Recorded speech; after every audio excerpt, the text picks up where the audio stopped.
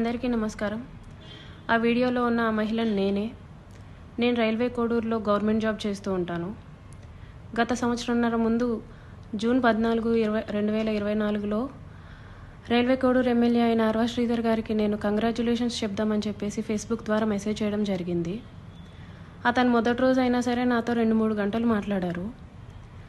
లాస్ట్లో అతని నెంబర్ నాకు ఇచ్చి నా నెంబర్ అతను తీసుకున్నారు. టెలిగ్రామ్ అనే యాప్లో నాకు మెసేజ్ చేశారు. నా గురించి అంతా తెలుసుకుంటూ వచ్చారు. అంటే నువ్వేం చేస్తూ ఉంటావు, ఎక్కడ ఉంటావు, నీకు పెళ్ళయిందా, నీ భర్త ఏం చేస్తాడు, పిల్లలు ఉన్నారా, ఇదంతా తెలుసుకుంటూ వచ్చారు. నా భర్త నాకు దూరంగా ఉంటున్నాడు అనేసి తెలుసుకున్నారు. నేను నా బాబుతో ఉంటాననేసి నేను చెప్పాను. అలా అనుకోవద్దు, నువ్వేం ఒంటరివి కాదు, నీకు నేనున్నాను, ఎటువంటి సిచ్యువేషన్ అయినా సరే నేను నీకు ఉంటాను అని చెప్పేసి నెక్స్ట్ డే నుంచే నాకు అటువంటి ప్రామిసులు చేయడం జరిగింది. అటువంటి భరోసాలు ఇవ్వటం జరిగింది ఆయన నుంచి. సరే అని చెప్పేసి నేను నార్మల్గానే మాట్లాడుతూ వచ్చాను. ఒక 2 రోజుల తర్వాత ఆయన నా న్యూడ్స్ అడగడం స్టార్ట్ చేశారు. వీడియో కాల్స్ చేయని చెప్పేసి బలవంతం చేయడం స్టార్ట్ చేశారు. ఇదంతా కరెక్ట్ కాదండి అనేసి నేను అన్నప్పుడు అతను చాలా ఫాస్ట్గా టర్న్ అయిపోయి సీరియస్ అయిపోయి నన్ను బెదిరించడం జరిగింది. ఇది నా కోడూరు, నా నియోజకవర్గం, నువ్వు ఒక చిన్న ఎంప్లాయీవి, నీకు ట్రాన్స్ఫర్ చేయాలన్నా సరే నేనే దిక్కు, నీ మీద ఎంక్వైరీలు వేయిస్తాను, నీ కొడుకు నువ్వు ఒక్కరే ఉంటారు, జాగ్రత్త మరి చూసుకో అని చెప్పేసి బెదిరించడం జరిగింది. అయినా కూడా నేను న్యూస్ పంపలేదు. కానీ దాని తర్వాత నుంచి కలుద్దామని చెప్పేసి నన్ను చాలా టార్చర్ చేయడం జరిగింది. కలుస్తావా లేదా అని చెప్పేసి బెదిరించడం జరిగింది. నేను కలవను అని చెప్పేసి జూన్ 14 నుంచి ఒక 20 రోజుల దాకా నేను అసలు కలవను అని చెప్పేసి భయపడుతూనే చెప్పాను. భయపడుతూనే నేను ఇగ్నోర్ చేస్తూ వచ్చాను. ఆయన ఒకసారి అన్నారు, నీ కొడుకు నువ్వు ఒంటరిగా ఉంటారు, చూసుకో, నీ కొడుకు ఏమైనా అయితే నన్ను అడగద్దు అనేసి భయపెట్టడం జరిగింది. సరే అని చెప్పేసి నేను జూలై 9, 2024లో ఫస్ట్ టైం కలిశాను అతన్ని. ఆయనే వచ్చేసి కారులో మా ఇంటి దగ్గరికి వచ్చి పిక్ చేసుకొని కడప రూట్ వెళ్దాం, కడప దాకా వెళ్దాం అనేసి చెప్పారు. ఏం మాట్లాడాలి అనేసి నేను అడిగాను. ఏమొద్దు, ఏం మాట్లాడద్దు, కడప దాకా వెళ్దాం అనేసి చెప్పారు. కడప దాకా వెళ్లకుండానే రాజంపేట దగ్గర ఏదో పల్లె దగ్గర ఆపేశారు. మొత్తం డార్క్గా ఉంది ప్లేస్.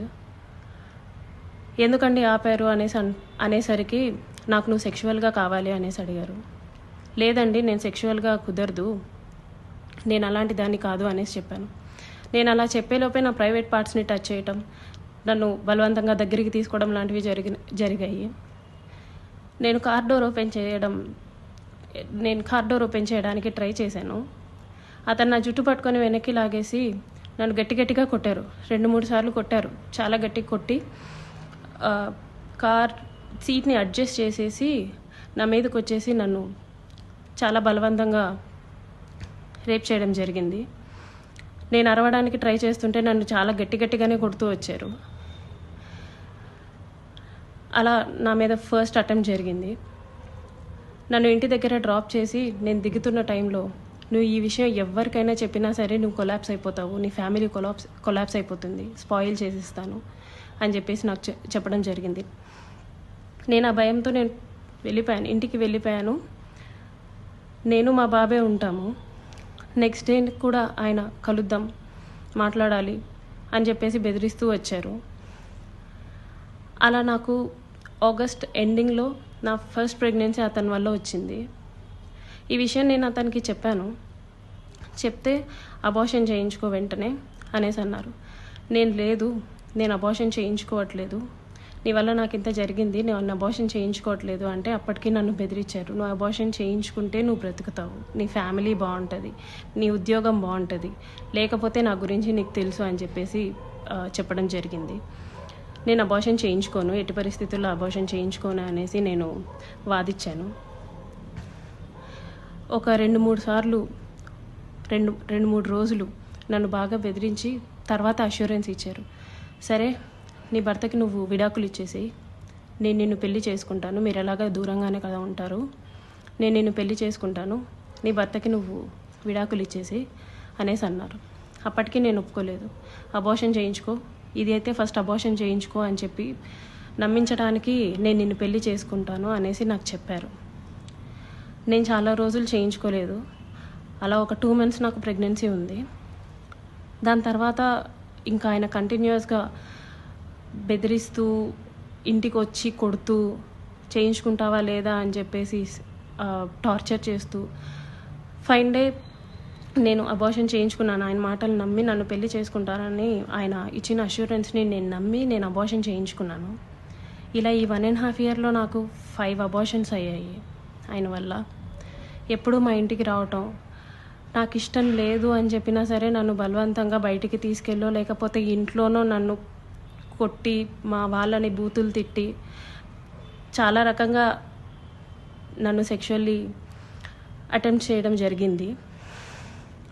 నాకు తెలియని విషయం ఏంటంటే ఆయన నాకు తెలియకుండా మా వాళ్ళ నెంబర్స్, మా వాళ్ళ కాంటాక్ట్ డీటెయిల్స్, ఇంటి అడ్రస్లు ఇవన్నీ కనుక్కొని నా భర్తకి కాల్ చేసి నువ్వు ఆ పిల్లకి విడాకులు ఇవ్వాలి, విడాకులు ఖచ్చితంగా ఇవ్వాలి, లేకపోతే నిన్ను, నీ ఫ్యామిలీని, నీ కొడుకుని ఎవరిని వదలను, అందరినీ చంపేస్తాను అనేసి బెదిరించడం జరిగిందంట.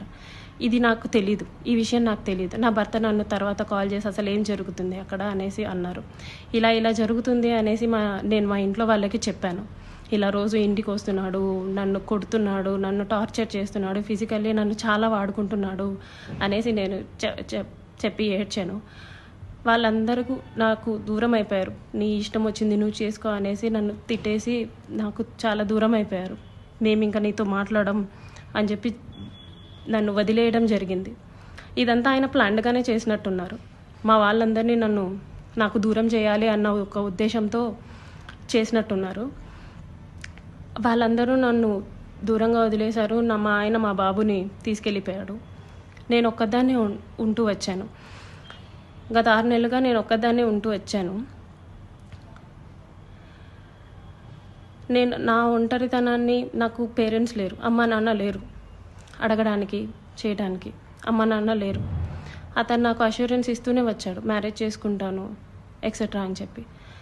ఇలా వీళ్ళందరూ దూరం అయిపోయి నా గురించి ఎవ్వరూ అడగడానికి కూడా లేరు అని ఆయనకి ఒక క్లారిటీ వచ్చిన తర్వాత ఈ 1.5 year నాతో ఉండి నన్ను ఇష్టం వచ్చినట్టు సెక్షువల్లీ వాడుకొని లిటరల్లీ నన్ను కొట్టి బలవంతంగా చాలా అంటే చాలాసార్లు చేసి January 7, 2026 ఒక 20 days ముందు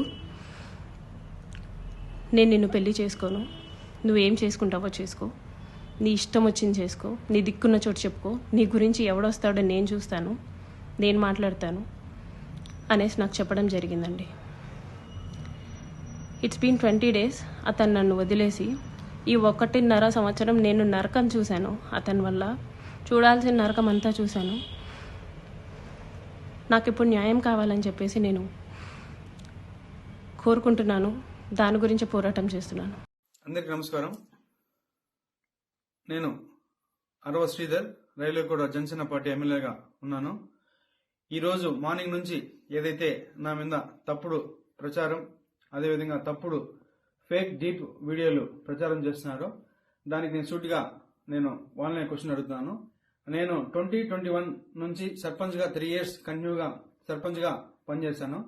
సర్పంచ్గా పనిచేసేటప్పుడు నా విలేజ్లో కావచ్చు, లేకపోతే పక్క పంచాయతీలు కావచ్చు, మండలంలో కావచ్చు, ఏ రోజైనా శ్రీధర్ ఇలాంటి తప్పులు చేస్తాడు, శ్రీధర్ పలానా తప్పులు చేస్తాడు, తప్పుడు వ్యక్తి అని నిరూపించండి. అదేవిధంగా ఈరోజు మా జనసేన పార్టీ అధ్యక్షులు శ్రీ గౌరవ ఉప ముఖ్యమంత్రి కళ్యాణ్ సార్ దగ్గర ఆయన అడుగుజాల్లో నడుస్తూ ఆయన పనితీరుపై దృష్టి పెట్టి ఆయన ఎట్లయితే ప్రజలకు సేవ చేస్తున్నాడో అంతటికన్నా కొంచెం ఆయన దాంట్లో 1% ప్రజలకు సేవ చేస్తూ నా రైల్వే కోడ్ నియోజకవర్గంలో నేను పని చేస్తుంటే నాపైనే ఈ విధంగా దుష్ప్రచారం స్టార్ట్ చేయడం జరిగింది. ఏదైతే నేను ఈ videos fake deep videos morning నుంచి ఫేక్ అని చెప్తున్నారో దానికి నేను సూటిగా మరొకసారి వాళ్ళని అడుగుతున్నాను. ఈ 1.5 year నుంచి నేను చేసిన అంటున్నారు కదా, నేను లాస్ట్ 6 months నుంచి నన్ను ఇట్లే హరాస్మెంట్ చేస్తా ఉంటే మా అమ్మ వెళ్ళి పోయి పోలీస్ కంప్లైంట్ కూడా ఇచ్చింది. కావున దానికి కూడా మళ్ళీ కూడా నేను దీని వెనక ఎవరున్నారు, ఎవరైతే ఈ వాంటెడ్ గా చేస్తున్నారో కూడా నేను చట్టపరంగా కోర్టు నుంచే ఎట్లయితే దానికి తగిన చర్యలు తీసుకోవాలో అదేవిధంగా చర్యలు తీసుకొని